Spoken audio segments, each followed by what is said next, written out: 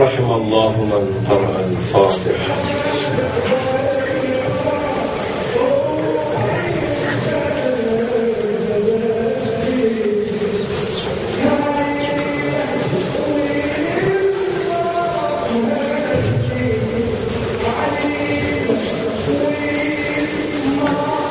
أفوض أمري إلى الله إن الله بصير بالعباد ولا حول ولا قوة إلا بالله العلي العظيم. حسبنا الله ونعم الوكيل نعم المولى ونعم النصير. أعوذ بالله من الشيطان الرجيم بسم الله الرحمن الرحيم. الحمد لله رب العالمين بارئ الخلائق أجمعين والصلاة والسلام والتحية والإكرام على النبي الأمي المكي المدني القرشي الهاشمي الذي سمي في السماء بأحمد وفي الأرض بأبي القاسم محمد.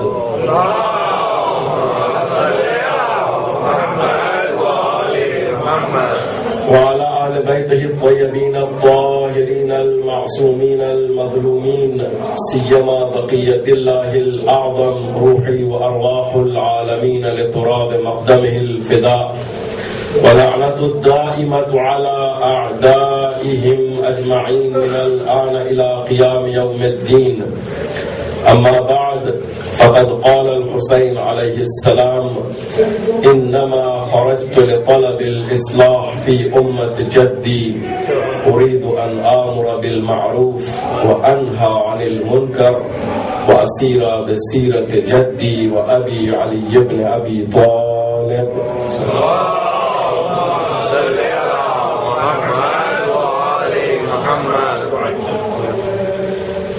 جیسا کہ آپ لوگ واقف ہیں اطلاع ملی ہے کہ پاکستان میں پھر سے ملعونوں نے عزاداروں پر ستم ڈھایا ہے اور ظاہراً 4 شہید ہوئے ہیں اور کچھ زخمی ہیں. ویسے یہ کوئی پہلی دفعہ تو نہیں ہو رہا ہے اور شاید آخری دفعہ بھی نہیں ہے. ان کا کام تو عزاداروں کو ستانا ہے اور ہمارا کام ہے عزاداری کو اس کے حق کے ساتھ اس کی حق کی ادائیگی کے ساتھ انجام دینا ہے. وہ اپنا کام کریں ہم اپنا کام کریں. میں کئی سال پہلے جب پاکستان میں اس طرح کے دھماکے ابتدا میں ہو رہے تھے جو کلپس میرے پاس موجود تھیں دیکھا تو ابتدائی ایام میں جو پہلے جب اس طرح کے حادثات ہوتے تھے میں نے غور سے دیکھا کہ ہمارے یہاں ذرا سی بھگدڑ مچ جاتی تھی. لوگ گھبرائے ہوئے نظر آتے تھے اور تھوڑی پریشانی لاحق ہوتی تھی. مگر چند سال بعد ہم آج تقریباً اس سال یا گزشتہ سال اس سے پہلے ہم دیکھتے آ رہے ہیں کہ جیسے دھماکہ ہوا کچھ لوگ شہید ہوئے اور کچھ زخمی ہوئے پھر کچھ منٹ کے بعد جیسے پہلے جیسا ماحول تھا ویسا ہی بن گیا. ایسا معلوم ہوتا ہے کہ علی والوں کو مصیبت اٹھانا جو ہے ایک عادت سی بن گئی ہے. ہم علی کے دیوانے حادثوں میں پلتے ہیں. حادثہ یا یوں کہیں امتحان ہمیں اپنی ذمہ داری سے دور نہیں بھگائے گا بلکہ احساس ذمہ داری کو اور بڑھائے گا. دشمن یہ سمجھ رہا ہے کہ دھماکہ کرنے سے یا ڈسٹرب کرنے سے یا کسی کو شہید کرنے سے یا کسی کو زخمی کرنے سے عزاداری رک جائے گی یا مکتب اہل بیت کے ماننے والوں میں کمی آ جائے گی. ایسا ہرگز نہیں ہو رہا ہے. آپ تاریخ ملاحظہ کیجئے اور چند سالوں کا تجربہ دیکھیے. مسلسل عزاداری اور اس کے طریقے میں اضافہ ہو رہا ہے اور عزادار بڑھتے جا رہے ہیں. پیروان مکتب اہل بیت میں اضافہ ہو رہا ہے. بہرحال یہ مکروا و مکر اللہ واللہ خیر الماکرین. وہ لوگ اپنا پلان کریں گے, وہ لوگ مکر کریں گے, اللہ بھی پلان کرے گا. ظاہر سی بات ہے اللہ کا پلان ہی غالب آئے گا. شاید اگر یہ ڈسٹربنس نہ ہوتا, یہ مخالفت نہ ہوتی, یہ دھماکے نہ ہوتے, یہ شہادت نہ ہوتی تو شاید ہم لوگ اتنی اچھی آزاداری نہیں منا سکتے تھے. یہ بھی شاید ایک تحفہ ہو. میں یقین سے کہہ رہا ہوں کہ شہادت ایک ایسا تحفہ ہے جو دین کے ستون کو مضبوط کر دیتا ہے۔ عزیزو، شہادت ایک معمولی چیز نہیں ہے۔ روایتوں میں لکھا ہے، متواتر روایتیں ہیں کہ شہید کا پہلا قطرہ جب زمین پر، خون کا پہلا قطرہ جو زمین پر گرتا ہے تو شہید کو ٹوکن ایڈوانس تو دیا جاتا ہے اللہ کی طرف سے، یہ کہ اس کے تمام گناہ معاف کر دیے جاتے ہیں۔ یہ ٹوکن ایڈوانس ہے۔ اب اس کے بعد اس کو حیات جاودہ ملے گی اور اللہ کی طرف سے مخصوص رزق ملے گا۔ یہ ہماری سمجھ میں آنے والی بات نہیں ہے، اس لیے کہ ہمارا ذہن مادیت میں گھرا ہوا ہے۔ وہ مانوی رزق ہوتا ہے، ہم نہیں سمجھ پائیں گے۔ اللہ نے توضیح بھی نہیں دی کہ کیسا رزق ہے، کس طرح ملے گا، نہیں، اتنا کہا کہ انہم یرزقون، وہ اللہ کے پاس وہ رزق پائیں گے، اور کیسا رزق پائیں گے ہمیں نہیں معلوم ہوگا، سمجھ میں نہیں آئے گا جب تک ہم شہید ہوں گے انشاءاللہ۔ وہاں جا کے جب تک رزق نہیں پائیں گے اس وقت ہماری سمجھ میں وہ چیز آنے والی نہیں ہے۔ مگر شہید کا خون رنگ لائے گا، آج نہیں تو کل رنگ لائے گا، یعنی جیسے جیسے شہادتیں بڑھتی جائیں گی دین مضبوط ہوتا جائے گا۔ اسی لیے امام خمینی علیہ الرحمہ نے انقلاب کے بہت بڑے آئیڈیالوگ، بہت بڑے مجتہد، بہت بڑے عالم آیت اللہ شہید مرتضیٰ مطہری کی شہادت کے بعد انہوں نے تقریر میں ایک بہت پیارا جملہ ارشاد فرمایا۔ انہوں نے فرمایا، بے کشید مارو ہمیں، شہید کرو ہمیں، قتل کرو ہمیں، ہماری قوم ہماری شہادت سے بیدار تر ہوتی جاتی ہے، بیدار ہو جاتی ہے، جاگ جاتی ہے۔ یعنی سوئی ہوئی قوموں کو جگانا شہید کے خون کا کام ہوتا ہے۔ تو عزیزو، اس سے کوئی گھبرانے کی کوئی ضرورت نہیں ہے۔ بہرحال وہ لوگ ہیں جو ہمارے آگے نکل چکے ہیں، اپنی ذمہ داری کو نبھا چکے ہیں، ہم انشاءاللہ کل لاحق ہوں گے، مرنا تو ہے ہی، چھ بہتر کہ آغوش شہادت میں ہمارا دم نکلے، اس سے بہتر کوئی موت نہیں ہو سکتی۔ بہرحال انشاءاللہ یہ حیات جاودانی ہے، ہم ان کے لیے دعا کریں گے کہ وہ انشاءاللہ سید الشہداء کے جوار میں وہ جگہ پائیں، اور جو زخمی ہے ان کو انشاءاللہ بہت جلد افاقہ ہو، اور عزاداری میں انشاءاللہ کوئی کمی نہ آنے پائے، اور انشاءاللہ دشمنوں کے شر سے تمام ممالک اسلامیہ بالخصوص ملت جعفریہ پاکستان کو نجات ملے۔ صلوات پڑھیے محمد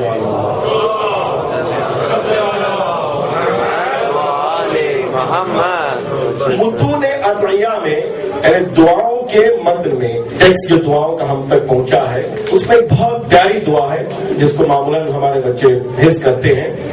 اس میں ایک معرفت کے سلسلے میں یوں ارشاد ہوتا ہے، اے پروردگار ہمیں تیری معرفت کروا، اللہم عرفنی نفسک فإنک ان لم تعرفنی نفسک لم اعرف نبیک۔ اس لیے کہ اے پروردگار جب تک تیری معرفت نہ ہو تیرے نبی کی معرفت نہیں ہوگی۔ اللہم عرفنی رسولک، اے پروردگار تیرے رسولت کی معرفت ہمیں دے، عطا کر۔ فَإِنَّكَ إِن لَّمْ تُعَرِّفْنِي رَسُولَكَ لَمْ أَعْرِفْ حُجَّتَكَ، جب تک تیرے نبی کی معرفت نہیں ہوتی اس وقت تک تیرے حجت، تیرے امام کی معرفت نہیں ہوتی ہے۔ اللہم عرفنی حجتک، اے پروردگار تیرے حجت کی معرفت عطا فرما۔ فَإِنَّكَ إِن لَّمْ تُعَرِّفْنِي حُجَّتَكَ ضَلَلْتُ عَن دِينِي، اگر تیرے حجت کی، تیرے امام کی معرفت نہ ہو تو دین سے گمراہ ہو جائیں گے۔ اور یہ سلسلہ ہے، معمولاً ہم یہ سمجھتے ہیں کہ امام کو پہچانیں گے تو نبی پہچانا جائے گا، نبی کو پہچانیں گے تو خدا پہچانا جائے گا، جو علی ملے تو نبی ملے، جو نبی ملے تو خدا ملے۔ یہ نور کا ایک سلسلہ، تمہیں یاد ہو کہ نہ یاد ہو۔ تو اس طرح ہم لوگ سمجھتے ہیں کہ جب علی کی معرفت ہوگی تو نبی کی معرفت ہوگی، جب نبی کی معرفت ہوگی تو خدا کی معرفت ہوگی۔ مگر اس دعا میں برعکس بتایا جا رہا ہے، یعنی جب تک خدا کی معرفت نہ ہو نبی پہچانا نہیں جائے گا، اور جب تک نبی کی معرفت نہ ہو امام پہچانا نہیں جائے گا۔ تو یہاں اس بات کو بتایا جا رہا ہے کہ دیکھو اساس تمہاری توحید ہے، اگر توحید میں آپ پھنسے ہوئے ہیں، توحید آپ کی سمجھ میں نہیں آ رہی ہے تو نبوت کیا خاک سمجھ میں آئے گی؟ تو ہمارا جھگڑا تو توحید پہ جاتا ہے، اگر کوئی امام پر شک کرتا ہے تو اس کی توحید ٹھیک کیجیے گا۔ ایک شخص آیا ایک ڈاکٹر کے پاس اور اس نے کہا کہ میرے پیٹ میں بہت درد ہو رہا ہے، دوا کی درخواست کی۔ ڈاکٹر نے پوچھا کہ رات کو کیا کھایا؟ اس نے کہا جلی ہوئی روٹی۔ تو ڈاکٹر نے کہا آنکھ کھولو. آنکھ اس نے کھولا تو کچھ ڈراپ ڈالے آنکھ میں. کہا ڈاکٹر صاحب میرے پیٹ میں درد کی شکایت تھی, آپ میرے آنکھ میں دوا ڈال رہے ہیں. کہا نہیں, یہ آنکھ میں دوا اس لیے کہ کل تم جلی ہوئی روٹی دیکھ کر نہ کھاؤ. تو عزیزو, اگر امامت پہچان میں نہیں آ رہی ہے, معرفت امام نہیں ہے, تو یہاں اس کا علاج نہیں ہوگا. اگر معرفت نبوت نہیں ہے تو یہاں علاج نہیں ہوگا, توحید کی معرفت کروانی ہوگی. یعنی یہ دیکھنا ہوگا کہ خدا کو کس طرح تم نے پہچانا. اگر خدا کو ٹھیک پہچان لیا ہوتا تو نبی کی معرفت میں کمی نہ ہوتی. اگر نبی کو ٹھیک پہچان لیا ہوتا تو وسیع کی معرفت میں کمی نہ ہوتی.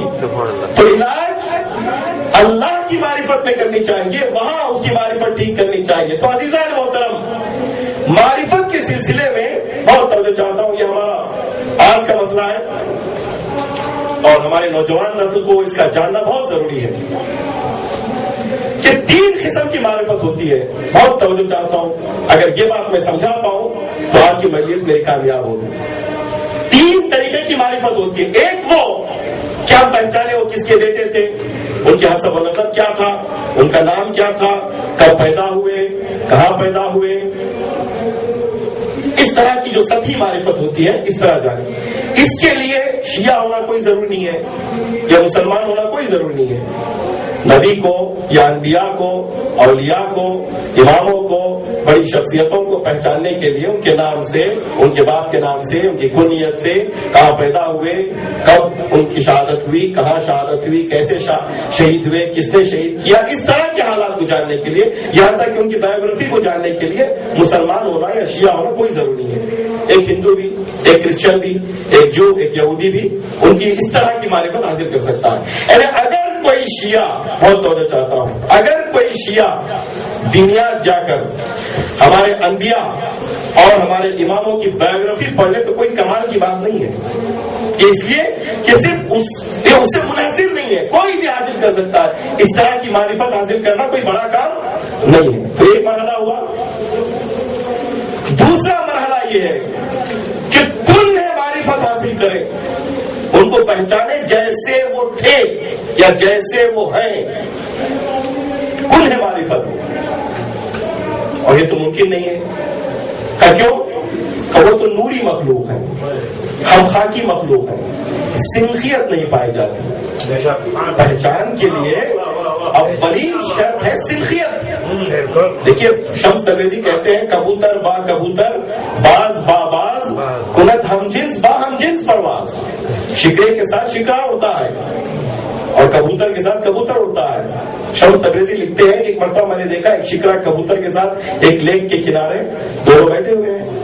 تعجب دیکھا یہ شکرا اور کبوتر میں دوستی کیسے ہو گئی. سامنے دیکھا, جب نزدیک پہنچا, غور سے دیکھا تو یہ دیکھا کہ دونوں کی ٹانگ ٹوٹی ہوئی ہے. یعنی دونوں کا ٹانگ ٹوٹ جانا یہ سنخیت ہے.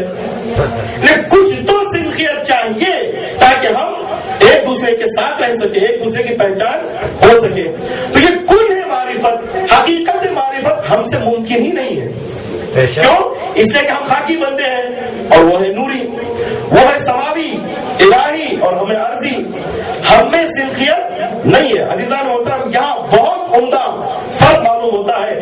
تھوڑا سا کنفیوژن بھی ہمارے یہاں جب ذاکرین حضرات ہمارے اہل بیت علیہ السلام کے فضائل کو بیان کرتے ہیں اور ماشاءاللہ مومنین وائس میں آ جاتے ہیں اور دیکھتے ہیں کہ ہم اس طرح سمجھ ہی نہیں پاتے اور کچھ چیزیں بعید نظر سمجھ میں آتی ہے. مولا کہنا خود فرماتے ہیں مجھے پہچاننا چاہتے ہو, مجھے جاننا چاہتے ہو, تمہاری عقل کی پرواز کہاں جو علی کو پہچان سکے.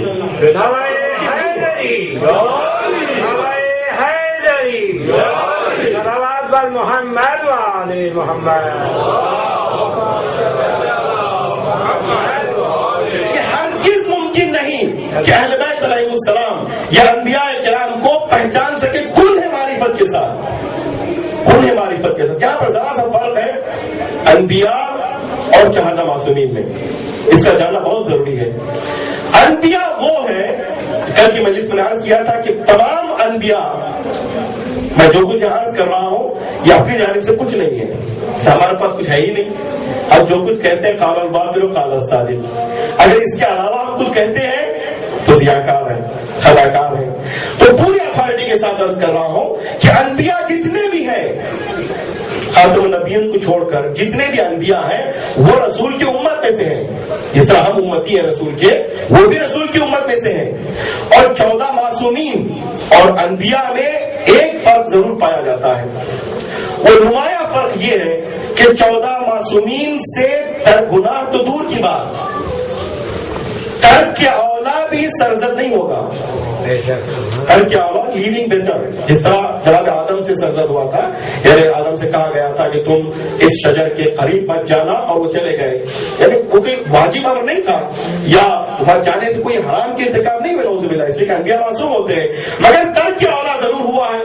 اکثر انبیاء سے ترک اولا ضرور ہوا ہے. انبیاء سے ترک اولا صادر ہونا کوئی عجیب بات نہیں ہے. مگر 14 معصومین کے سلسلے میں یہ پروٹیکشن ہے اللہ کی طرف سے کہ ان سے ترک اولا بھی صادر نہیں ہوگا. یہی فرق ہے 14 معصومین اور انبیاء کا. اور تو ہم لوگ کبھی جھجکتے ہیں کچھ حقیقتوں کو عرض کرنے سے, کبھی ہم لوگ کبھی جھجکتے ہیں. جب حقیقت ہے تو 14 معصومین کا کوئی نبی مقابلہ نہیں کر سکتا. کوئی نبی, ہر نبی جب بھی آیا, یہاں تک کہ بعض روایت میں, متواتر روایتوں میں ہے کہ ہر نبی کا امتحان امام حسین علیہ السلام کی محبت سے لیا گیا. جب ان کی آنکھوں سے حسین کا نام سنتے ہی اشک جاری ہوئے تو انہیں نبوت دی گئی, انہیں عہدہ دیا گیا. یہ ایسے مطالب ہیں کیونکہ ہمارا, میں کیا عرض کر رہا ہوں کہ ہمارا مادی ذہن ہے, ہم لوگ ان معنوی چیزوں کو بہت آسانی سے حاصل نہیں کر پائیں گے, اور اہل بیت علیہ السلام ہم آسانی سے نہیں سمجھ پائیں گے. اس لیے وجہ اس کی یہ ہے کہ وہ نوری مخلوق ہے, سماوی مخلوق ہے, الہی مخلوق ہے, ہم عارضی مخلوق ہے, خاکی مخلوق ہے. ہم بہت چھوٹے ہیں, ہماری عقل میں وہ گنجائش نہیں پائی جاتی, ہم نہیں سمجھ پاتے. مولا کائنات نے بھی ارشاد فرمایا کہ تم مجھے نہیں سمجھ پاؤ گے. وہ کیا نہیں سمجھ پاؤ گے؟ کل ہے معرفت نہیں سمجھ پاؤ گے. ایسا نہیں کہ علی کا نام نہیں سمجھ پاؤ گے یا علی کہاں پیدا نہیں سمجھ پاؤ گے. یہ تو ہندو بھی سمجھ سکتا ہے, یہ تو کافر بھی سمجھ سکتا ہے. ایک معرفت وہ ہوئی سچی معرفت, ایک معرفت ہے کل ہے معرفت. کل ہے معرفت کو کوئی نہیں پہچان سکتے, ممکن بھی نہیں ہے. خود پیغمبر اسلام نے ایک مشہور و معروف حدیث میں ارشاد فرمایا کہ اے علی, تمہیں کسی نے نہیں پہچانا سوائے میرے اور اللہ کے, اور مجھے کسی نے نہیں پہچانا سوائے تمہارے اور اللہ کے, اور اللہ کو کسی نے نہیں پہچانا سوائے تمہارے اور میرے. یہ بتانا مقصود کل ہے معرفت, ورنہ اللہ کی پہچان تو ہر ایک کو, ہر بندے کو اللہ کی پہچان کچھ نہ کچھ ہونی چاہیے, ورنہ بندہ کیسے بنے گا, کس کا بندہ بنے گا؟ خدا کو پہچانے تبھی تو بندہ بنے گا. مگر کل ہے معرفت. میں پوچھوں اللہ کیسا ہے؟ How is your God? کوئی ڈیفائن نہیں کر سکتا, اور واجب بھی نہیں ہے. اگر اس میں ڈیپ جائیں گے تو گفت تک پہنچ جائیں گے. اس لیے کہ ہمارا ذہن کیا ہے؟ محدود. اللہ کا وجود کیا ہے؟ لامحدود. ایک انلمیٹڈ چیز, ایک انلمیٹڈ چیز کہنا بھی یہاں صحیح نہیں ہے. ایک انلمیٹڈ لمیٹڈ میں سمجھ نہیں سکتا. یہ 2-4 والی بات ہر بچہ بھی سمجھ سکتا ہے. تو اللہ کی کل ہے معرفت ہمارے ذہنوں میں آ جائے ممکن نہیں ہے, یہ ہرگز ممکن ہے, ٹرائی بھی نہ کریں. اسی لیے مولا کائنات نے ارشاد فرما دیا کہ اگر ہمیں ہمارے فضائل گناتے وقت, ہمارے فضائل بیان کرتے وقت رب سے نیچے کریں, الوہیت سے منزہ دور رکھیں, اور جو کچھ بھی کہیں کم ہے. ربوبیت میں وہاں مت جائیے, وہاں بہت پرابلم میں آ جائیں گے, کوئی مولا سزا دیں گے. جو بھی خدا کی ذات پر دھبا لگانے کی کوشش کی یا وہاں شبہ پیش ڈالنے کی کوشش کی, وہاں مولا کائنات نے سزا دی ہے. اور جو بھی مولا کائنات کے سلسلے میں شبہ ظاہر کیا ہے, وہاں پر خدا نے سزا دی ہے. میرے پاس تفصیل میں جانے کا وقت نہیں, آپ اچھی طرح سمجھ سکتے ہیں کہ جو بھی مولا کائنات کی ذات کے خلاف جو بھی اقدام کیا ہے اس کی سزا اللہ نے دی ہے, اور جو بھی اللہ کے خلاف قدم اٹھایا ہے اس کی سزا مولا کائنات نے دی ہے. یہاں پر نہیں جانا چاہیے, یہاں پر ہماری سوچ کو بھی نہیں لے جانا چاہیے کہ خدا کی کل معرفت ہمارے ذہن میں حاصل ہو, یا اہل بیت علیہ السلام کے فضائل جب بیان کرتے ہیں تو بہت ہم غلو کر دیں. ہم غلو کی حد تو معلوم ہو. یہ کیا کہاں بات ہو رہی ہے؟ یہ کل معرفت میں بات ہو رہی ہے. یہاں پر ہمیں حجت بھی نہیں ہے, کل معرفت حاصل کرنا ہم پر واجب بھی نہیں ہے. لا یکلف اللہ نفسا الا وسعها. قرآن پکار کے کہہ رہا ہے ہماری طاقت سے زیادہ اللہ برڈن نہیں ڈالے گا. اگر کھڑے ہو کے نماز نہیں پڑھ سکتے تو اللہ کہتا ہے بیٹھ کے نماز پڑھو. اگر بیٹھ کے نماز نہیں پڑھ سکتے تو لیٹ کے نماز پڑھو, مگر پڑھو, نماز تو پڑھو, ہر حال میں پڑھو. مگر اب کنوینئنس جیسے کنوینئنٹ ہے اس طرح پڑھ سکتے ہیں. تو عزیزوں, کن معرفت یہ ممکن نہیں ہے. جب فضائل بیان کرتے ہیں دیکھتے ہیں کہ ہم اس سنخیت میں نہیں سما سکتے تو ہمارے لیے حجت بھی نہیں ہے. اگر مولا کائنات نے باب خیبر کو اکھاڑا تو ہمارے لیے حجت نہیں ہے. غلط معنی نہ نکلنے پائے. عزیزوں, اگر باب خیبر کو مولا کائنات نے اکھاڑا تو ہمیں باب خیبر اکھاڑنے کی ضرورت نہیں ہے. ٹرائی بھی نہ کریں, ضرورت بھی نہیں ہے, ہو بھی نہیں سکتا. اس لیے کہ باب خیبر کو خود مولا فرماتے ہیں یہ جسمانی قوت سے ہم نے نہیں اکھاڑا, یہ الہی قوت سے اکھاڑا ہے, ربانی قوت سے اکھاڑا ہے, اور ربانی قوت ہم اور آپ کے پاس ممکن نہیں ہے. پھر کل معرفت جو فضائل کی دریا ہے, فضائل کو سنیں, فضائل کو پڑھیں, فضائل کا مطالعہ کریں, خوش ہوں, دعائیں نکلیں گی انشاءاللہ. اگر ماں کی طینت پاک ہو, اگر ہمارا ضمیر پاک ہو تو ہر فضیلت پہ خوشی کا اظہار ہوگا, چہرہ مسکرائے گا, اس میں کوئی شک و شبہ نہیں ہے. امام جعفر صادق علیہ الصلوۃ والسلام ارشاد فرماتے ہیں اگر تمہارے دل میں ہم اہل بیت کی محبت کی دیا جلے تو تمہارے ماں کے حق میں دعا کرو. اس میں کوئی شک و شبہ نہیں ہے. مگر یہ جو فضائل ہیں ہمارے لیے حجت نہیں ہے. جس طرح ہم کہیں گے منانم کہ رستم بہت پہلوان, میں وہ ہوں کہ رستم بہت بڑا پہلوان تھا. بات سمجھ رہے ہیں آپ؟ ایک نوجوان سے ہم نے پوچھا انڈیا میں کہ آپ کیا کام کر رہے ہو, انہوں نے کہا میرا بھائی دبئی میں. اور میں پوچھ رہا ہوں تم کیا کام کر رہے ہو, کیا میرا بھائی دبئی میں. کہیں ایسا نہ ہو اگر ہم سے پوچھے آپ کیا کر رہے ہیں تو کہ مولا کہنا باب خیبر کو کھاڑا. مولا کہنا تو باب خیبر کو کھاڑا, آپ کیا کر رہے ہیں؟ یہ ہمارا اسٹیٹس کو پہچاننا بہت ضروری ہے. میں بہت کٹھن منزل سے گزر رہا ہوں, مجھے معلوم ہے کہ بہت کنٹروورشل موضوع ہے, میں سمجھنا بہت ضروری ہے. اگر ممبر رسول سے یہ باتیں نہ بتائی جائے, اگر محرم میں یہ باتیں نہ بتائی جائے تو پھر کب بتائیں گے؟ تو عزیزوں, پوری ذمہ داری سے عرض کر رہا ہوں کہ کوئی معرفت ممکن نہیں ہے اور ہم پر حجت بھی نہیں ہے, ضروری بھی نہیں ہے, واجب بھی نہیں ہے. بس اتنا ضروری ہے, اتنا مان لے کہ اللہ کے بعد 4 معصومین کی شخصیتیں ہیں اور وہ ولی خدا ہے, حجت خدا ہے.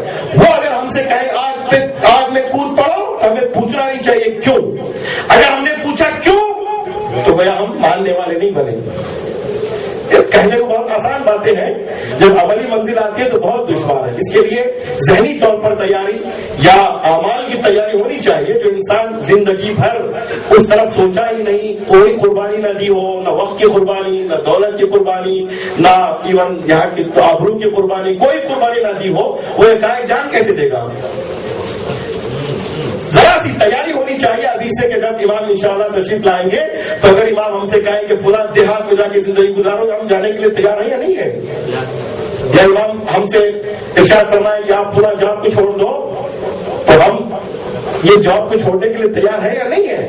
اس لیے کہ دنیا سے لگاؤ انسان کو حیوان سے پستر کر دیتا ہے.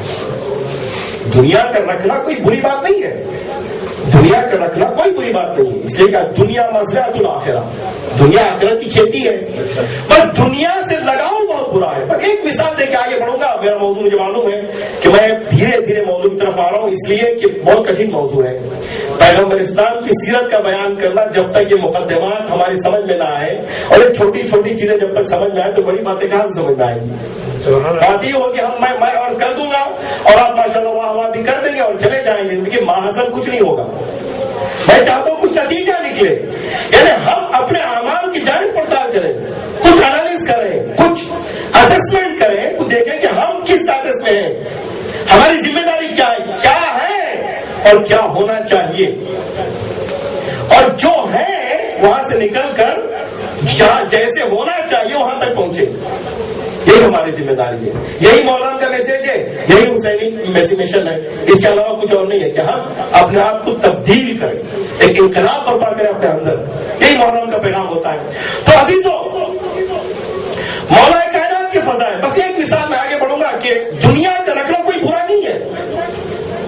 یہاں تک کہ مولا کرام خود ارشاد فرماتے ہیں اگر فقر مجسم ہو جائے میرے سامنے لقتلتہ، میں اسے قتل کر دوں گا.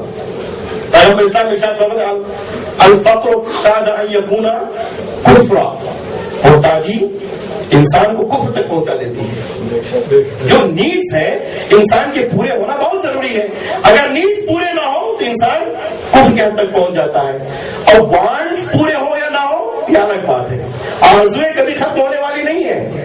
ایک آرزو مل گئی تو ہزاروں آرزو اور پیدا ہو گئے. تو ضرورتیں پوری ہونا بہت ضروری ہے، مگر آرزویں کبھی پوری ہو نہیں سکتی. تو ضرورتوں کو آپ پکڑے رہیں مضبوطی سے، اپنے اپنے اسٹینڈرڈ سے، کوئی برا نہیں ہے. ایک چھوٹی سی مثال، ایک کتاب ہے، اس کو میں ہر نوجوان سے بالخصوص میں چاہتا ہوں کہ اس کو مطالعہ کریں، آن لائن اویلیبل ہے. اس کو کہتے ہیں معراج السعادہ. ملا احمد العراقی بہت بڑے عالم گزرے ہیں اخلاق کے، ملا احمد العراقی، انہوں نے کتاب لکھا معراج السعادہ، یعنی وہ سکسس کے اسینشن آف سکسس، کس طرح ہم کامیاب انسان بن سکتے ہیں. فارمولے دیے ہیں، ایسا نہیں کہ بھائی یہ کرو وہ کرو، ایسا کوئی انریچیبل کوئی نہیں بیان کیا. انہوں نے بہت ہی سادہ سیدھا بیان کیا کیا کرنا ہے، چھوٹی چھوٹی چیزوں کو بیان کیا ہے، وہی چھوٹی چھوٹی چیزیں بڑی بن جاتی ہیں. وہ ملا احمد العراقی بہترین کتاب لکھا، اس میں زور تر کے دنیا کے سلسلے میں، دنیا کی مذمت کے سلسلے میں بہت کچھ حدیثیں اور بہت کچھ ترکیبیں بیان کی ہیں. ایک درویش ہوتا ہے، درویش جس طرح فقیر ہوتے تھے پرانے زمانے، پتہ نہیں آج کل ہے یا نہیں ہے، ایسے لوگ بہت کم ملتے ہیں. ان کے پاس ایک کشکول ہوتا تھا، ایک پاٹ ہوتا تھا، وہ ہمیشہ اپنے پاس رکھتے تھے.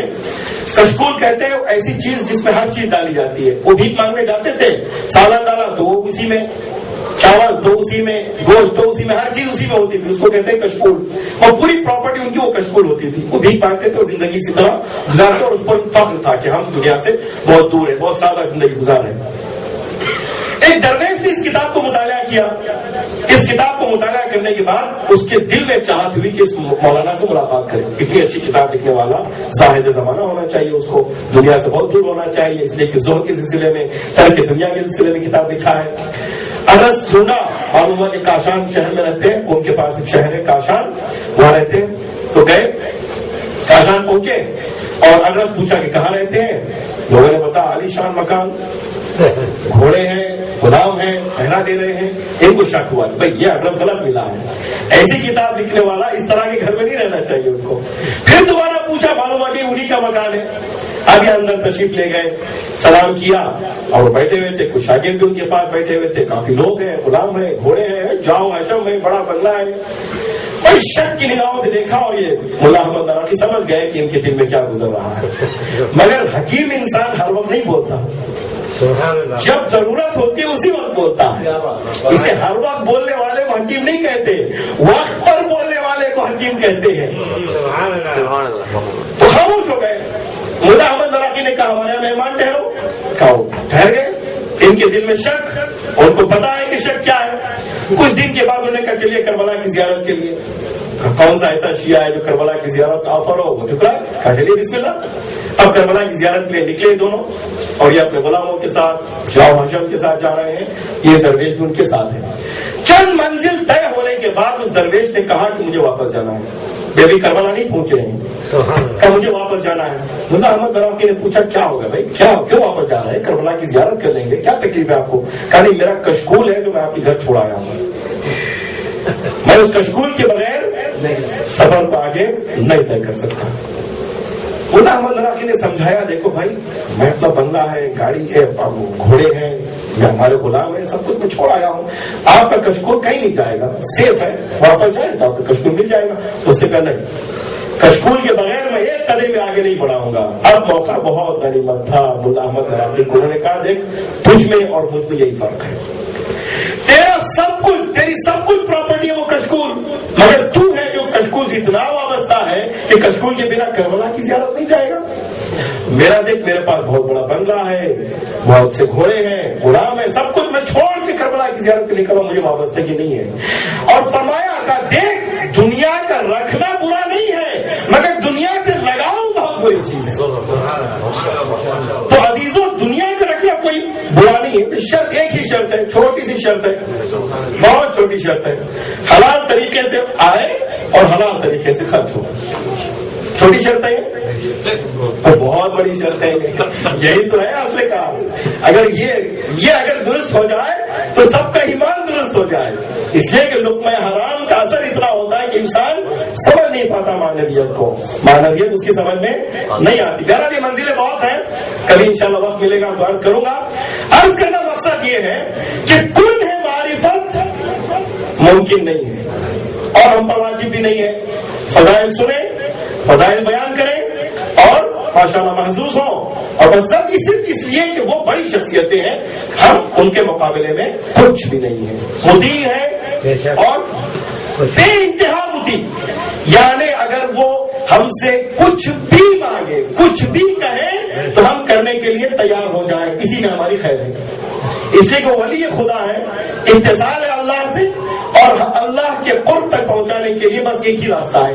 ایسا نہیں کہ کئی راستے ہوں، بھائی یہ بھی ایک راستہ ہے، نہیں، ایک ہی راستہ ہے. اس کے علاوہ کوئی اور راستہ، کوئی آپشن ہے ہی نہیں. اب اصلی بات ہے تیسری قسم کی معرفت. پہلی قسم کی معرفت کیا تھی؟ ان کی بایوگرافی، نام، کنیت، حسب، نسب، یہ سب یہ کسی سے مخصوص نہیں ہے، ہر کوئی جان سکتا ہے، ٹھیک، اور کوئی مشکل کام بھی نہیں ہے. دوسری قسم کی معرفت کن ہے معرفت، اور ایک ممکن نہیں ہے. بس اتنا جان لیں جو کچھ روایتوں میں، بس یہ ہے جو بات سمجھ میں آ گئی الحمدللہ سمجھ میں آ گئی، جو بات سمجھ میں نہیں انکار نہ کریں، جو بات سمجھ میں نہ آئی انکار نہ کریں. سمجھ میں نہ آئی، یہ کہو کہ سمجھ میں نہیں آ رہا ہے، انکار نہ کریں. یہ کیسے ہوگا، یہ کیسے ہوگا، شاید اگلی نسل سمجھ میں اس کو سمجھ میں آ جائے گی. بہت سے ایسے مسائل ہیں جو ہمارا اجداد کی سمجھ میں نہیں آتے تھے، آج ہم سمجھ رہے ہیں. اور بہت سے مسائل ایسے ہیں جو ہم نہیں سمجھ پا رہے، شاید ہماری آئندہ آنے والی نسل سمجھ پائے گی. علامہ طباطبائی نے بہار الانوار پر حاشیہ لگایا ہے، 7 جلدوں پر حاشیہ لگایا ہے. بعض علماء یہ کہتے ہیں کہ بہار الانوار میں بہت سی ضعیف حدیثیں پائی جاتی ہیں. بہت توجہ چاہتا ہوں، بہار الانوار میں بہت سی ضعیف حدیثیں پائی جاتی ہیں، اور اس کا نیچرل ہونا بھی ہے، اس لیے کہ علامہ مجلسی نے روایات کو اکٹھا کرنا چاہا، اور اس کے بعد وہ چاہتے تھے کہ روایت کو کلاسیفائی کریں، مگر عمر نے وفا نہیں کیا. تمام روایات کو اکٹھا کیا، اس میں ضعیف بھی ہیں، قوی بھی ہیں، سب ہیں. مگر علامہ طباطبائی 7 جلدوں پر حاشیہ لگانے کے بعد کہتے ہیں میں نے اب تک کوئی ایک ضعیف روایت کو نہیں پایا. میں کیا عرض کر رہا ہوں، علامہ طباطبائی جیسی شخصیت ہو اور وہ روایت کو سمجھے تو وہ بتائے گا کہ روایت کے معنی کیا ہیں. جیسے ہی سمجھ میں بات نہیں ہے ہم کہیں یہ روایت ضعیف ہے. بھیا تم روایت کے ذات کو، روایت کی قوت کو کیا سمجھتے ہو؟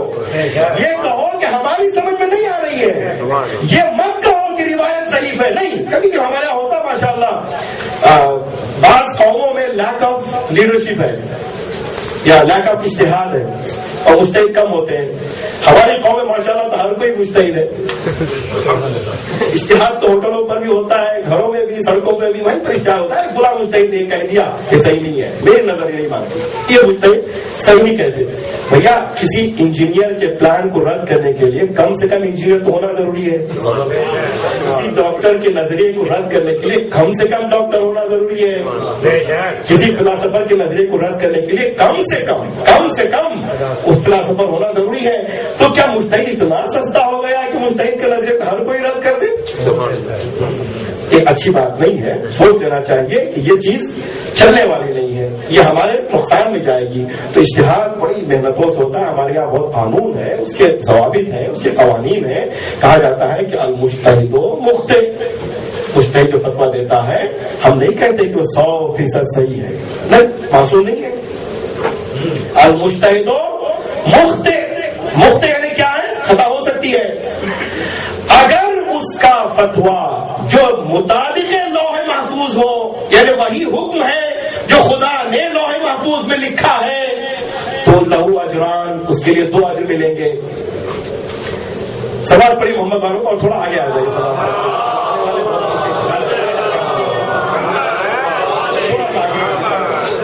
جگہ بہت ہے ماشاء اللہ. نعرہ حیدری، نعرہ حیدری. اللہ عزاداروں کی تعداد میں اضافہ کرے. تھوڑا اور آگے آ جائیں گے، دوبارہ 2-4 منٹ اٹھایا ہو جائیں گے، اور ہمارا ٹائم تو بہت لمیٹیڈ ہے ماشاء اللہ. تو بہرحال المجتہد مخطئ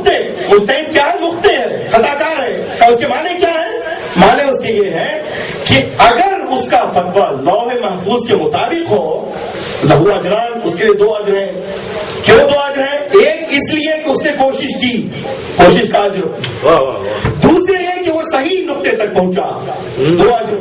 اور اگر اس کا فتویٰ لوح محفوظ سے مطابقت نہ رکھتا ہو، ابھی لوح محفوظ سے مطابقت ہے یا نہیں کون جانے گا؟ ہمارا نہیں، وہ قیامت کے دن معلوم ہوگا. جو ان پر حجت ہے وہ بتائیں گے کہ لوح محفوظ کے مطابق تھا یا نہیں تھا. دیکھیں ہم لوگ کبھی کبھی خدا کے کام ہمارے ہاتھوں میں لے لیتے ہیں، کبھی کبھی امام کے کام ہمارے ہاتھوں میں لے لیتے ہیں، اپنا کام چھوڑ دیتے ہیں. یہی تو سب سے بڑی مصیبت ہے کہ جنت جہنم دیکھنا خدا کا کام ہے. ہم لوگ بیٹھے ایک دوسرے کو سرٹیفکیٹ دیتے ہیں، فلاں جنت جائیں گے، فلاں جہنم جائیں گے. ہمارا کام نہیں ہے، ہمارا کام ہم انجام دیں، اللہ کے کام کو اللہ پہ چھوڑ دیں. مجتہد کا کام مجتہد کرے، امام کا کام امام کرے. کہ مجتہد کے غلط ہونے یا صحیح ہونے کو کون تشخیص دے گا؟ امام. اس لیے وہ فَإِنَّهُمْ حُجَّتِي عَلَيْكُمْ، وہ میری حجت ہے، تو وہ سدھارنے والے ہیں، وہ جانے اور امام جانے. یہ سلسلہ ہے ہمارا. انشاءاللہ اس کی طرف تھوڑا سا مجھے ٹائم چاہیے، ابھی میں چھیڑ کر اس میں بات سے بات نکلتی جا رہے ہیں. میں سب کو ملانا نہیں چاہتا. ہمارے برادران کی بھی اعتراض ہے کہ میں موضوع پر نہیں بول رہا ہوں، تھوڑا سا ڈائیورٹ ہو رہا ہوں. میں کیا کروں، مجبوری ہے. بات اگر کھول کر بیان نہ کی جائے تو موضوع سمجھ میں نہیں آئے گا. پیغمبر اسلام کی سیرت سمجھنا بہت آسان ہے، بشرطے کہ مقدمات طے ہو جائیں. پہلے مجتہد کو معلوم ہے مجتہد ہے کیا چیز، اجتہاد ہے کیا چیز، اور پھر انسانیت معلوم ہو، بندگی معلوم ہو، ہمارا اسٹیٹس معلوم ہو، ان کا اسٹیٹس معلوم ہو، تو لنک دینا بہت آسان ہے. بھائی فائلز کو کریٹ کرنا بہت مشکل ہے، بھائی فائلز کو لنک دینا بہت آسان ہے، کوئی مشکل کام نہیں ہے. انشاءاللہ لنک جب مل جائے گا تو آپ محسوس ہوں گے کہ سیرت پیغمبر کیا ہے. ویسے ایک اشرے میں سیرت پیغمبر پوری بیان نہیں ہو سکتی. بہرحال اور پھر ہماری بے مزاجی، لا علمی، طالب علمی، اور یہ بہت سے اتنے بیریئرز ہیں کہ اب گنانا شروع کریں تو خود ایک اشرا بن جائے. اتنے بیریئرز کے باوجود ہم لوگ توقع نہیں رکھ سکتے کہ بھائی بڑی چیز ہمارے ہاتھ آ جائے گا. ایسا نہیں ہے، پوری زندگی اسٹرگل کرنی چاہیے. اگر پوری دریا ہم نہیں کھینچ سکتے تو بقدر تشنگی پانی کو پی سکتے ہیں. صلوات پڑھیے مل جل کر محمد والے.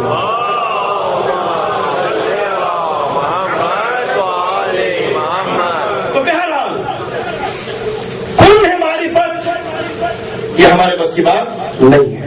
اب رہی بات تیسری معرفت. تیسری قسم کی معرفت کیا ہے؟ ان کی سیرت کو پہچانے گا. کس لحاظ سے؟ اس لحاظ سے نہیں کہ وہ الہی نمائندہ ہے، اس لحاظ سے نہیں کہ وہ الہی مخلوق ہے یا نوری مخلوق ہے، وہ ہماری کن ہے، ہماری کیپیسٹی سے بیون ہے، ہماری سمجھ کے باہر ہے. اس لحاظ سے نہیں، اس لحاظ سے معرفت حاصل کریں کہ وہ اللہ کے نمائندہ بن کر آئے ہیں، ہمارے لیے نمونۂ عمل ہے، نمونۂ عمل ہے. جو وہ کریں گے دیکھ کر وہی کرنا ہم پر واجب ہے. البتہ اس میں کچھ تھوڑی سی باریکیاں ہیں کہ پیغمبر اسلام کی کچھ خصائص ہیں، انبیاء اور معصومین کے کچھ خصائص ہیں جس کو خصائص النبی کہتے ہیں. ایک عنوان کتابیں لکھی گئی ہیں، خصائص الانبیاء، خصائص النبی، خصائص الایمان. ان کی کچھ مخصوص چیزیں وہاں ہم لوگ ٹچ نہیں کر سکتے. اس سے ہٹ کر وہ جو ہمارے لیے حجت ہے، وہ چیزیں جو بما ہوا نبی، بما ہوا امام، بما ہوا ولی خدا، جو چیز حجت ہے ہمارے لیے، اس کی معرفت حاصل کریں. معرفت کی معنی کیا ہے؟ جاننے کے نہیں ہے. دیکھیے جاننا اور ہے، معرفت اس سے کچھ اور آگے. معرفت یعنی کہ ہم مان بھی رہے ہیں اور عمل بھی کر رہے ہیں، اس کو کہتے ہیں معرفت. اگر فلاں آدمی ان کی معرفت ہے، مثال کرو، چھوٹی مثال دیتا ہوں بچوں کے لیے کہ بھائی فلاں بڑی شخصیت ہے ہماری سوسائٹی میں، بچے سے پوچھتے ہیں کیا ان کی معرفت ہے؟ کہتا ہاں معرفت ہے. مطلب ایک ان کے نام کو جانتا ہے، اس کو کہتے ہیں معرفت نہیں. معرفت ہے جب وہ آئیں گے تو یہ کھڑا ہوگا تعظیم کے لیے، عملی طور پر اپنی معرفت کا ثبوت دے گا، اس کو کہتے ہیں معرفت. ورنہ جب آدمی جانتا ہے نام کو، حسب کو، نسب کو، ان کی بڑپن کو، ان کی بزرگی کو، سب کچھ جانتا ہے، مگر جو تشریف لاتے ہیں تو پیر لمبے کیے ہوئے بیٹھا ہوا ہے، تو کہیں گے کہ اس بچے کی معرفت رکھتا ہے؟ نہیں. کیوں؟ اس لیے کہ وہ ممکن ہے جانتا ہو، علم رکھتا ہو، مگر معرفت نہیں رکھتا. کیوں؟ اس لیے کہ اس نے عملی طور پر ثبوت پیش نہیں کیا. بس یہی ہم سے چاہتے ہیں، یہی ہماری ذمہ داری ہے کہ پیغمبر اسلام کی، اولیاء کی، اوصیاء کی، ائمہ کی، چار معصومین علیہ السلام کی معرفت حاصل کریں. اس کا مطلب یہ نہیں کہ ان کا نام جانیں، حسب و نسب جانے, بایوگرافی جانے, نہیں, یہ تو ضروری ہے, اس لیے مقدمہ ہے. یہ بھی نہیں کہ کل معرفت تو جانے, اس لیے پاسبل نہیں ہے, جو چیز پاسبل نہیں وہ واجب نہیں ہے, وہ ہمارے عقل کے بیان ہے. یہ کہ وہ ہمارے لیے حجت ہے, یعنی وہ جیسے کرتے ہیں بے عنوان نمونہ, بے عنوان آئیڈیل, اس کو ہم اپنائیں, وہی کریں جو وہ ہم سے مانتے ہیں, اس کے علاوہ کچھ نہ کریں. اس کو کہتے ہیں بندگی. بندگی ابدیت, عبادت نہیں. دیکھیے عبادت اور عبودیت میں بہت فرق ہے. عبادت اور عبودیت میں بہت فرق ہے. عبادت کہتے ہیں نماز پڑھنا, روزہ رکھنا, اس طرح کی چیزیں جو ہوتی ہیں عبادت, بہت سے لوگ انجام دیتے ہیں اور کوئی کمال کی بات بھی نہیں ہے. بعض لوگ عبادت کو عادت بنا لیتے ہیں. پیغمبر اسلام ارشاد فرماتے ہیں افضل العبادہ غلبۃ العادہ, بہترین عبادت تمہاری یہ ہے کہ اپنی عادت پہ غالب آ جائے. کبھی کبھی عادت بری ہوتی ہے, پتہ نہیں مجھے یہاں بری عادتیں کیا ہوتی ہے, میں گرانا بھی نہیں چاہتا. فرض کر لیں بعض سوسائٹی میں سگریٹ پیتے ہیں کچھ لوگ, میں معذرت چاہتا ہوں ان لوگوں سے جو سگریٹ پیتے ہیں. بہرحال وہ بھی جانتے ہیں کہ اچھی چیز نہیں ہے, وہ بھی معترف ہے اچھی چیز نہیں. کبھی عادت ہو جاتی ہے, عادت ہو گئی, چھٹی نہیں ہے, منہ سے کافر لگی ہوئی, نکلتی نہیں ہے. مگر یہ بھی ہو سکتا ہے, پاسبل ہے. انسان کا ارادہ اتنا مضبوط ہے کہ انسان, میں نے عرض کیا کہ انسان بہت بڑا ہے, ہم نے گرا دیا انسانیت کو, تو ہمارا قصور ہے. انسان بہت بڑا ہے. جس مدرسے میں میں تعلیم پایا, مدرسے حجتیہ, ابھی بھی آپ انشاءاللہ جب خود تشریف لے جائیں تو صرف زیارت کر کے نہ آئیے گا, تھوڑا سا گھومیے کیا ہو رہا ہے, گلی کوچوں میں کیا ہو رہا ہے, کتنے حافظین قرآن پڑھ رہے ہیں, کتنا علم ہے, کتنے سافٹ ویئر اسلامک بنے ہیں, کتنی نئی کتابیں, تھوڑا ذرا سا گھوم گھام کے دیکھیے کیا ہو رہا ہے دنیا میں. یہ بھی تو دیکھیے, کبھی کبھار ہوتا ہے شمالی تہران میں کچھ لوگ گئے اور دیکھا کچھ بے پردہ عورتوں کو دیکھ لیا, کہا ایران معاملہ ہو گیا, بس انقلاب ختم ہو گیا. بس ذرا سا قوم کی گلیوں میں طرح نظر دوڑائیں, دیکھیں کتنا کام ہو رہا ہے. جہاں پازیٹیو ہو رہا ہے وہ نیگیٹو بھی ہوتا ہی ہے. جہاں پھول ہوتے ہیں کانٹوں کا ہونا لازمی ہے. عقل مند وہ ہے جو پھول کو کانٹوں سے بچا کے اپنے ہاتھ کو پک کرے.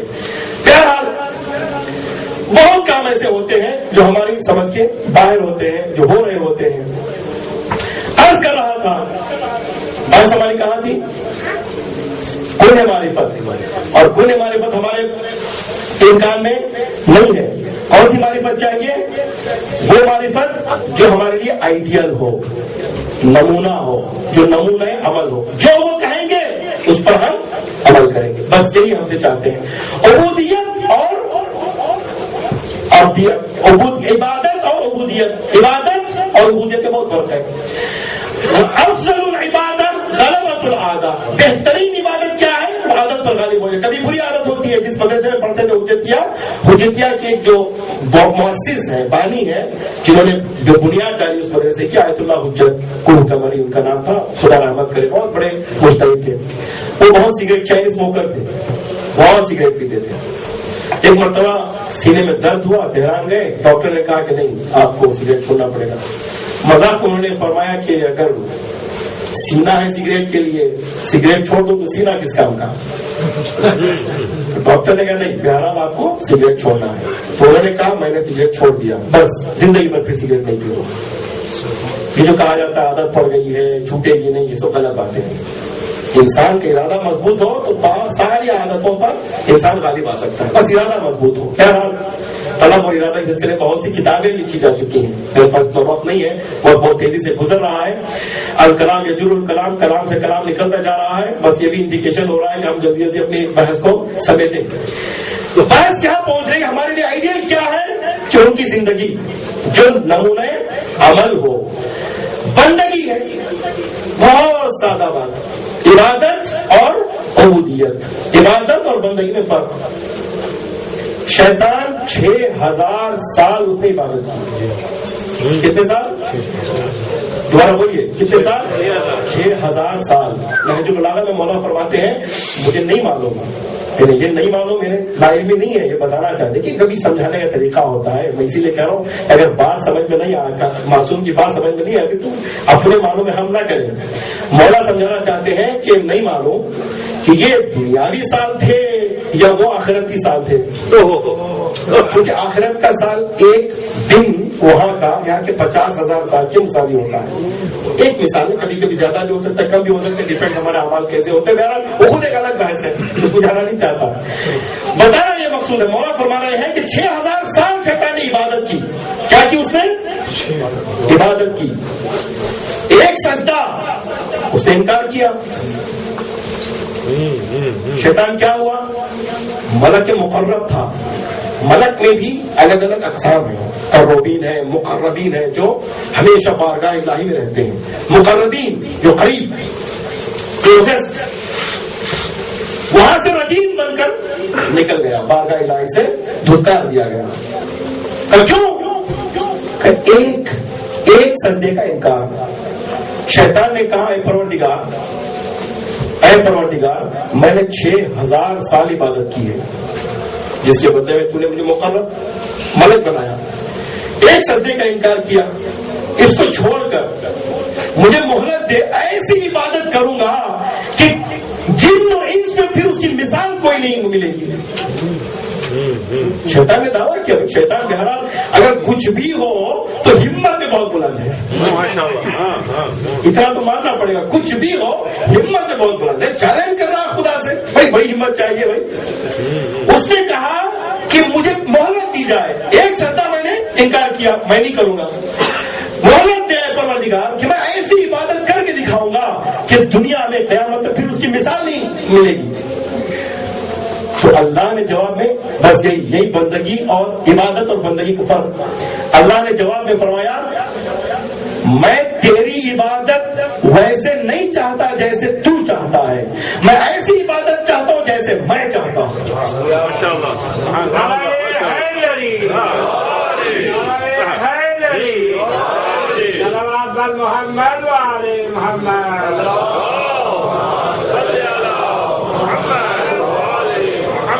یہی تو فرق ہے عبادت اور بندگی میں.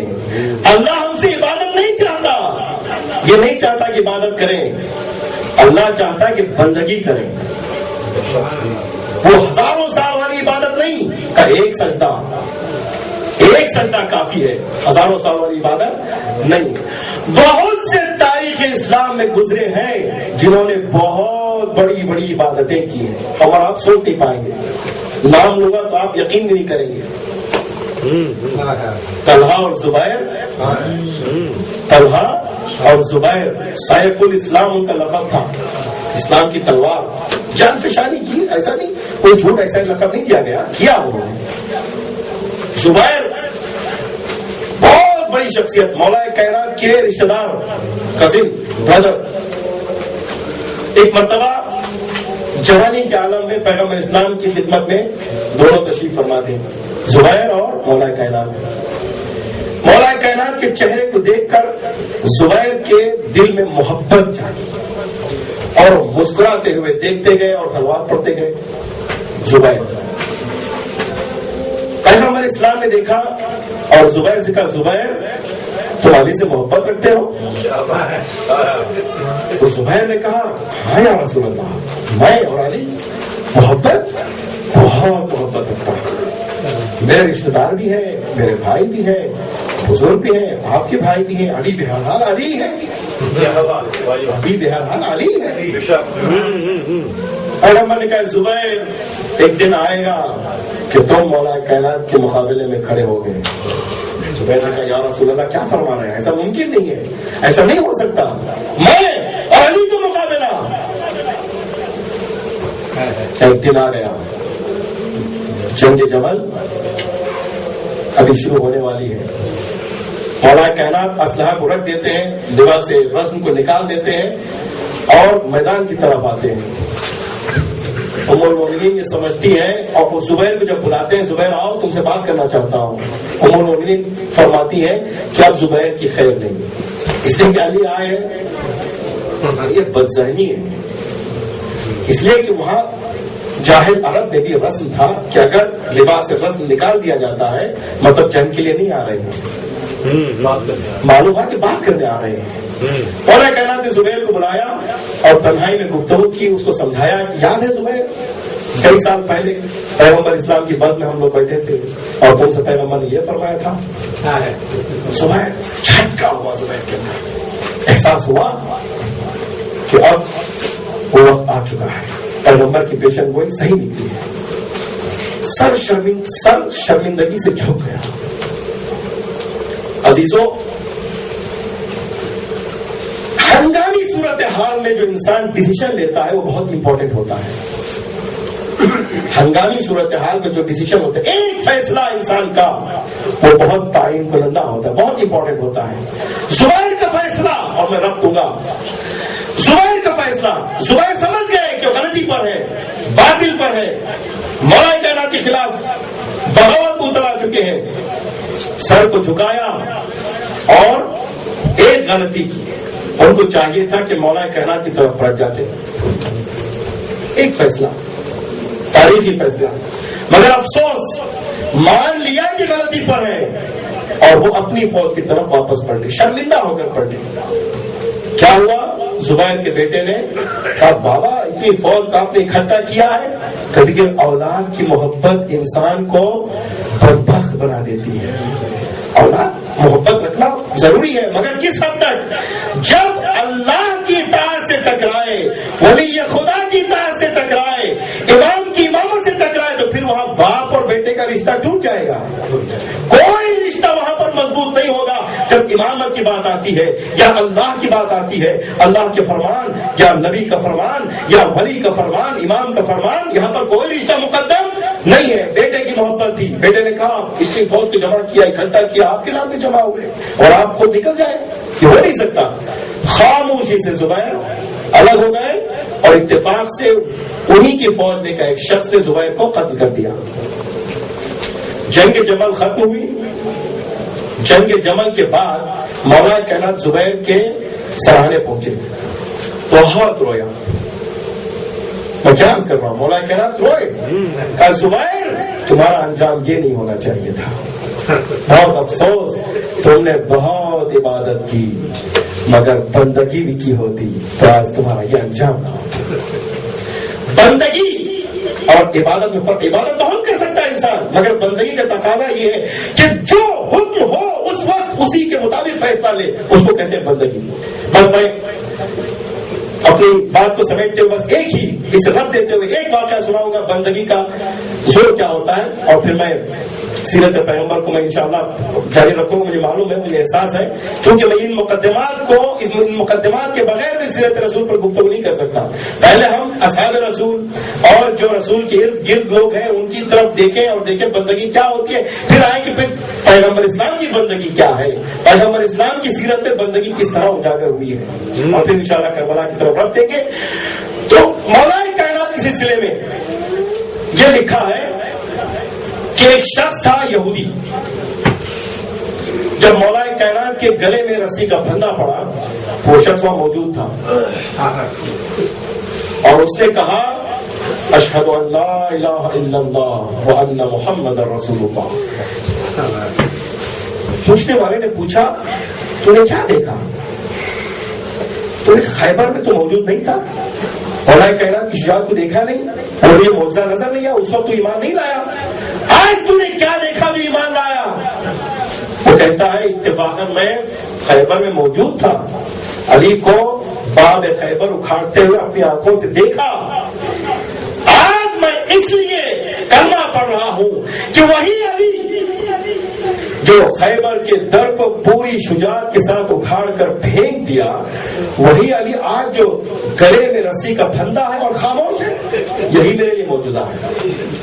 مجھے معلوم ہے کہ علی اگر چاہتے تو ان کا مقابلہ بآسانی کر لیتے، مگر علی کی خاموشی بتا رہی ہے کہ علی بندگی کر رہے ہیں، علی اللہ کی بندگی کر رہے ہیں. یہ میرے لیے معجزہ ہے، لہذا میں اسلام لاتا ہوں. کلمہ پڑھا. عزیزوں، کبھی کبھی ہم لوگ سوچتے ہیں کہ خیبر کا دور اکھاڑنا معجزہ، یہ تو ہے اپنی جگہ، مگر بہترین معجزہ انبیاء کا اور اولیاء کا یہ نہیں کہ خیبر کا در اکھاڑے، نہیں، یہ ہمارے لیے معجزہ ہو سکتا ہے، ان کے لیے نہیں. معجزہ ان کا یہ ہے کہ وہ نوری مخلوق ہوتے ہوئے بندگی کا اظہار کیا. یہ بڑا معجزہ ہے. اسی لیے بار بار جب بھی پیغمبر اسلام کو جب بھی نبوت کے منصب سے نوازا جاتا ہے, رسالت کے منصب سے نوازا جاتا ہے, یا معراج کے لیے لے جایا جاتا ہے, کہا جاتا ہے عبد عبد سبحان الذی اسرا بعبدہ لیلا من المسجد الحرام الى المسجد الاقصی. بندگی ہو تب رسالت ملے گی, بندگی ہو تب نبوت ملے گی, بندگی ہو تب امامت کا معجزہ دکھلائے گا. بندگی بہت بڑی چیز ہے. بندگی اور بندگی کے سائے میں رہ کر انسان جو فیصلہ لیتا ہے, تاریخی فیصلہ لیتا ہے, وہ انسان کے لیے بہت اہم ہوتا ہے. عزیزو, ایک زبان کا فیصلہ کہ مانتے ہوئے شرمندگی کے ساتھ اگر وہ مولا کائنات کی طرف آ جاتا تو اس کی نجات ہو جاتی, مگر وہ اپنی فوج کی طرف چلا گیا, وہ ہلاک ہو گیا. مگر ایک فیصلہ حر کا, حر کیا فیصلہ کیا؟ حر وہی حر ہے جنہوں نے مولا سید الشہداء کے گھوڑے کو تھاما تھا, لگام پکڑا تھا. مولا نے فرمایا تھا سکلت کا امک, یعنی کسی کو بڑے پیارے الفاظ میں ڈانٹنا ہو تو یہ کہا جائے سکلت کا امک. پورے ادب کو, ادب کا لحاظ کرتے ہوئے جب انسان کوئی غصے میں بات کرنا چاہتا ہے تو عربی میں کہتے ہیں سکلت کا امک. حر ذمہ دار ہے پورے کاروان کو کربلا پہنچانے کا, کربلا میں روکنے کا ذمہ دار ہے. بچوں نے دیکھ لیا ہے, بیویوں نے دیکھ لیا ہے کہ حر ذمہ دار ہے. آج جو گھرے ہوئے ہیں نرغہ آدھا میں, حر اس کا ذمہ دار ہے. شب عاشور رات بھر حر پریشان تھا. ایک طرف جنت ہے, ایک طرف جہنم ہے, ایک طرف جاؤ حشم ہے, ایک طرف پیاس ہے, ایک طرف سرداری ہے, دوسری طرف شہادت ہے, ایک طرف پوری دنیا ہے, دوسری طرف پورا دین ہے. رات بھر سوچتا رہا, مگر جب صبح نمودار ہوئی اس نے کہا نہیں اے حر, اب تیرے فیصلے کا مقام ہے, اب فیصلہ لے, اب تیری تقدیر بدلنے کا مقام ہے. اب تو حر علیہ اللعن سے علیہ السلام بن جانا چاہیے. حر نے فیصلہ لیا. کس شان سے فیصلہ لیا؟ اپنے ہاتھوں کو باندھا, پوری شرمندگی کے ساتھ آقا کے حضور میں پہنچا, اور اس طرف مولا نے کہا استقبال کیجیے, ہمارا مہمان آیا ہے. اگرچہ ہم اس پوزیشن میں نہیں کہ مہمان کی خاطر خواہ اس کی خدمت کر سکے, مگر بہرحال وہ ہمارا مہمان ہے. حر کا استقبال کیا گیا. حر آئے, سر جھکا ہوا ہے. مولا نے کہا ارفع راسک, اے حر جو حسین کی بارگاہ میں آ جاتا ہے اسے سر جھکانا نہیں چاہیے, سر کو اٹھا دے. اب تو سر بلند ہو گیا, اب تو یہ شرمندگی سے سر جھکانے کی کوئی ضرورت نہیں ہے. تو حر نے کہا آقا میں بہت بڑے گناہ کا ذمہ دار ہوں, آقا میں بہت خطا کار ہوں, آقا میں نے تمہارے بچوں کو یہاں پر گھیر کر لایا ہے, بیویوں سے شرمندہ ہوں, میں اتنا بڑا گناہ کر چکا ہوں, مجھے یقین نہیں کہ میں بھی بخشا جاؤں گا. تو حسین نے کہا نہیں, ہم گناہ گار کے مخالف نہیں ہیں, ہم گناہ کے دشمن ہیں. جب گناہ گار گناہ سے توبہ کر لیتا ہے ہم اسے اپنی آغوش میں لے لیتے ہیں. حر تو کتنا خوش نصیب ہے کہ حسین نے تجھے اپنی آغوش میں لے لیا. میں کہوں گا آقا ہم یہاں پر جمع ہوئے ہیں, ہم سب حر کی طرح آپ کی خدمت میں حاضر ہیں. اے آقا ہم بھی بہت گنہگار ہیں, ہم نے بھی بہت گناہ کیے ہیں, مگر آپ کی بارگاہ میں آتے ہیں. ہم نے اتنا بڑا گناہ تو نہیں کیا جتنا بڑا گناہ حر نے انجام دیا ہے. آقا جو بھی ہم نے گناہ کیے ہیں, آج ہم سے جو گناہ صادر ہوئے ہیں, آقا ہم چاہتے ہیں جس طرح آپ نے حر کو بخش دیا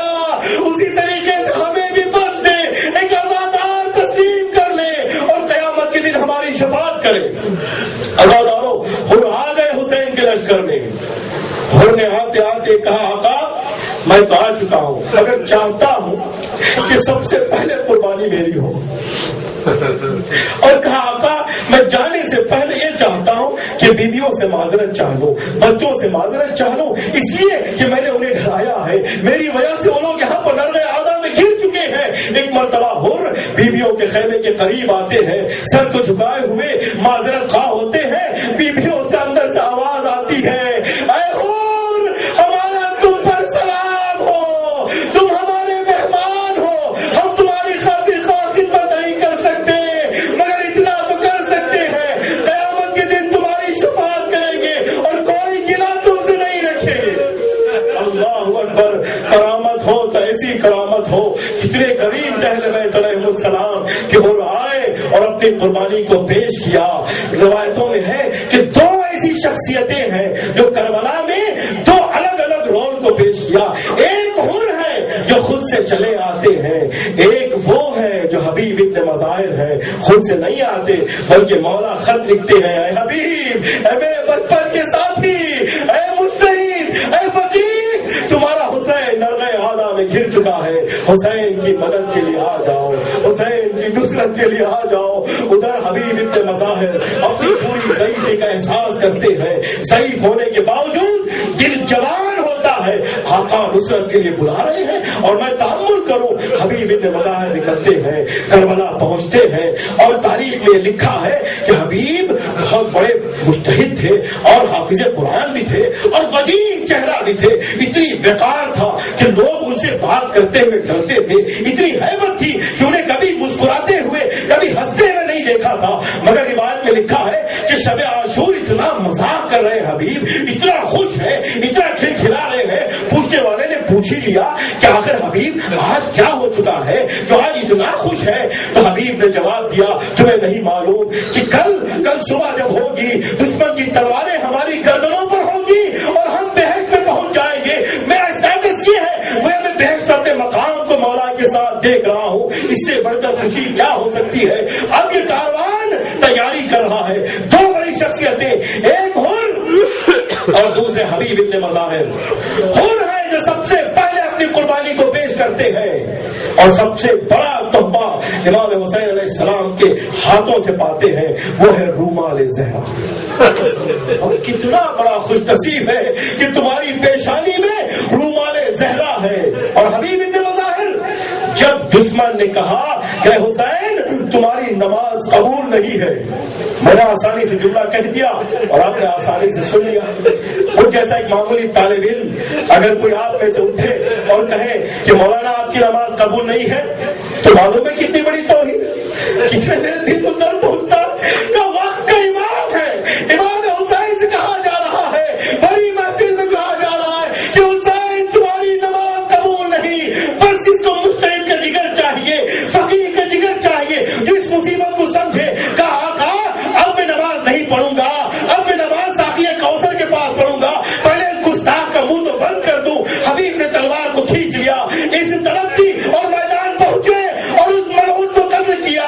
آخر حبیب بھی 3 دن کے بھوکے پیاسے تھے, بوڑھے بھی تھے, اور جب بڑھاپے میں جب جنگ ہوتی ہے بھوک اور پیاس کی شدت بڑھ جاتی ہے. حبیب کتنا لڑتے, ایک مرتبہ گرتے ہوئے کہا آقا میری مدد کو پہنچو. اور حسین ہے جو حبیب کی مدد کے لیے پہنچ رہے ہیں. کتنے خوش نصیب ہیں حبیب ابن مظاہر اور حر, دونوں کی مزار بنی ہوئی ہے, دونوں کی مزار الگ الگ جگہوں پر بنی ہوئی ہے. حبیب ابن مظاہر گویا دربان سید الشہداء ہے. جو بھی سید الشہداء کی زیارت کے لیے جائے گا پہلے حبیب ابن مظاہر کی زیارت کرے گا اور پھر سید الشہداء کی زیارت کرے گا. اور ادھر حر کوسوں دور ہے, کربلا میں ہے, مگر کوسوں دور ہے حرم امام سے, وہاں پر دفن ہے. بس ایک روایت اور ختم مجلس شیخ شاہ اسماعیل صفوی کے دور میں اس کو یہ خیال آیا کہ دیکھیں حر کا جنازہ کیسا ہے. ایک مرتبہ حر کی قبر کو کھودا گیا, دیکھا کہ جنازہ بالکل جیسے دفن ہوا تھا ویسے ہی جنازے کو پایا گیا اور سر میں ایک رومال باندھی ہوئی تھی. شاہ اسماعیل صفوی کہتا ہے کہ رومال مجھے یقین ہے کہ تبرک ہے, یہ امام حسین کا عطیہ ہے, میں اس رومال کو نکال لوں. جیسے اس نے رومال کو نکالا خون کا فوارہ ابھرنے لگا. کئی رومال کو باندھا گیا مگر خون تھمتا نہیں. ایک مرتبہ سب کو معلوم علماء نے کہا ایسا یہ رومال صرف حر کا حصہ ہے, یہی حر ہے جس کو حسین نے کہا انت حر فی الدنیا والآخرہ, اور رومال فاطمہ عطا کر دی اور قیامت کے دن بھی رومال فاطمہ کے ساتھ محشور ہوگا. اللہ